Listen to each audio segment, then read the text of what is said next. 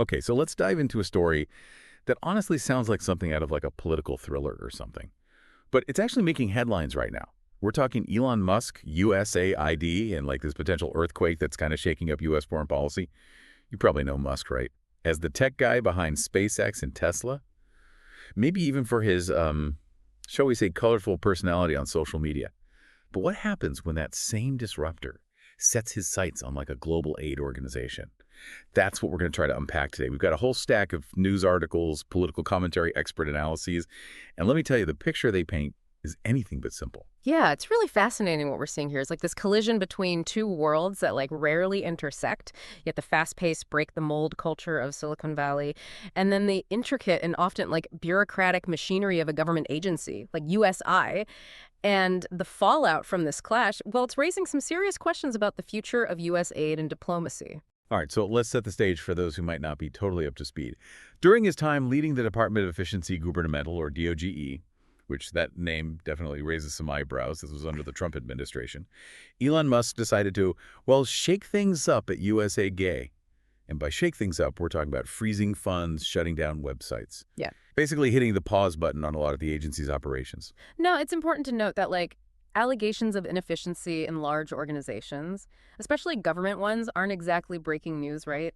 But the way Musk went about it, his very public criticism on his platform X, formerly Twitter, and his direct no-holds-barred actions, that's what makes this situation so noteworthy. It really makes you wonder about the motivations behind his claims and whether his methods were justified. Yeah, I'm curious about that too. I mean, it's like that classic story of the tech CEO who thinks they can just waltz in and fix everything with a few lines of code. But governing and providing aid are incredibly complex tasks. These aren't bugs to be squashed. They're multifaceted challenges with deep roots and global implications. Exactly. And speaking of those implications, this situation isn't just like a bureaucratic shakeup. It sparked political firestorms and legal battles. We've got lawsuits from federal employee unions, Democratic lawmakers calling DOGE an unelected parallel government. It's been anything but smooth sailing. And then there's the question of how all this impacts the people who actually rely on USAID's assistance. The country's facing conflicts, famines, natural disasters. They suddenly found the aid they depended on put on hold. And that raises some serious concerns. Absolutely. Think about it this way. Imagine a hospital in a war-torn region relying on USAID-funded medical supplies. Now imagine those supplies suddenly cut off. The consequences could be devastating. This isn't just about politics. It's about real people's lives. It's a stark reminder that what happens in Washington doesn't stay in Washington, right? The ripples from this situation are being felt across the globe. And it's crucial to understand both the immediate impact and the long-term consequences. Exactly. And to really grasp the depth of this situation, we need to dig into some specific examples of what Musk did and the arguments he used to justify his actions. Because it wasn't just about shaking things up for the sake of it. He had a particular vision for how USAID should operate. And that vision had a profound impact on the agency's work. So you're probably wondering, like, what exactly did Musk DO at USAID? And what was his rationale? Well, one of his main targets was what he saw as like widespread corruption and inefficiency within the agency. He even went so far as to publicly call USAID a criminal organization, claiming it was beyond saving and needed a complete overhaul. Wow, those are some strong words. And you mentioned his public criticism on X, formerly Twitter. Did he use that platform to like make these accusations? Oh, he absolutely did. Musk used his massive platform to amplify his criticisms of USAID, often bypassing traditional media channels and speaking directly to his millions of followers. This approach, while unconventional for a government official, allowed him to like shape the narrative around USAI and garner public support for his actions. So he was essentially using the tactics of a tech disruptor to take on a government bureaucracy. But accusations of corruption are one thing. What concrete steps did Musk actually take to change things at USAID? Well, one of the most dramatic moves was a near total freeze on USAID's funding. We're talking about a 90-day freeze on almost 90% of the agency's budget. This sudden halt in funding had immediate repercussions, forcing many USAID programs to scale back operations or shut down entirely. Hold on, 90%, that's a huge chunk of their budget. Were there any exceptions to this freeze? I mean, surely some programs were deemed too critical to halt. Interestingly, there were a few exceptions. Israel and Egypt, two of the largest recipients of USAID, were exempt from the funding freeze. This fact fueled criticism that Musk was playing favorites and using aid as a political tool. despite his claims of pursuing a purely efficiency-driven agenda. It's starting to feel like there's some contradictions here. On one hand, Musk is advocating for efficiency and eliminating waste. On the other, he's making decisions that seem to be influenced by geopolitical considerations. It's a bit of a mixed message, wouldn't you say? It certainly raises questions about the true motivations behind his actions. And the funding freeze was just one part of Musk's strategy. He also orchestrated the physical closure of USAID's headquarters in Washington, D.C., and shut down the agency's entire digital presence, including its website and social media channels. Okay, now that's a bold move. It almost seems like he was trying to erase USAID from the public sphere entirely. What was the impact of shutting down their online presence? I mean, in this day and age, communication is key. You're absolutely right. The digital shutdown effectively silenced USAID's communication channels, limiting its ability to engage with partners, disseminate information, and respond to criticisms. This move was widely condemned by transparency advocates and those who relied on USAID's online resources for information and support. So we've got the funding freeze, the headquarters closure, the digital blackout. It's a pretty drastic approach to reform, to say the least.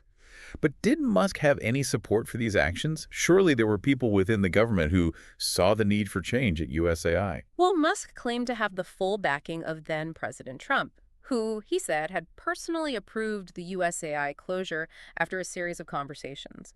However, Democratic lawmakers immediately challenged the legality of the move, arguing that shutting down a federal agency required congressional approval, not just a presidential green light. So this is where the constitutional questions come in. It sounds like a classic case of potential executive overreach, with one branch of government exceeding its authority and stepping on the toes of another. Exactly. And this legal battle raises fundamental questions about the balance of power within the U.S. government and the limits of presidential authority. It's a debate that could have far-reaching consequences for how federal agencies are managed and overseen. And let's not forget the human element in all of this. USA operates in over 180 countries, providing essential aid to combat poverty, hunger, and disease. These actions weren't just abstract policy decisions. They had a tangible impact on people's lives around the world. You're right to bring that up. It's crucial to remember that behind the headlines and political maneuvering, there are real people whose well-being is directly affected by USAID's work. The sudden disruption of these programs caused a ripple effect of uncertainty and hardship, particularly in regions facing humanitarian crises. And it's those regions that we need to focus on next. I'm particularly interested in hearing about the specific impact of USAID's disruption on places like Latin America, Ukraine, and Gaza, areas where the agency plays a crucial role in providing humanitarian assistance. What can you tell us about the situation on the ground?